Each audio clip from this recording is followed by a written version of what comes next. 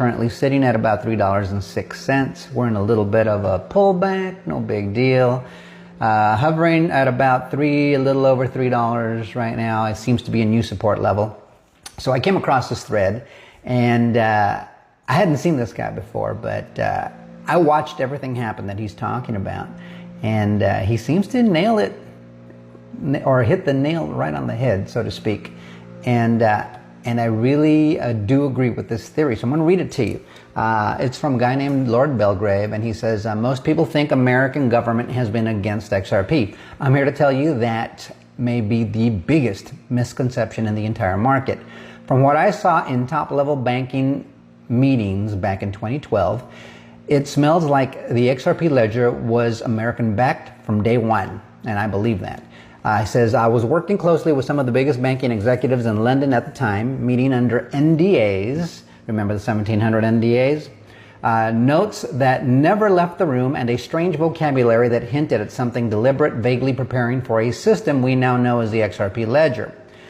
He goes on to say, here's the theory, and it's grounded in more than speculation. If other nations knew XRP was backed by the US from the start, they would have rejected it outright. No nation wants to adopt a rival's infrastructure for something as critical as cross-border payments. That makes sense.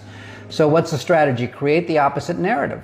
Make it look like the US is hostile to Ripple and the XRP ledger. Grill them in court. Drag them through the regulatory mud. The end result? XRP emerges battle-tested, independent, and cleared, ready for global adoption. Why target Ripple publicly when clear fraudsters in crypto walk free? Because the goal wasn't to shut it down. It was to legitimize it internationally without wearing the American tech push label on it.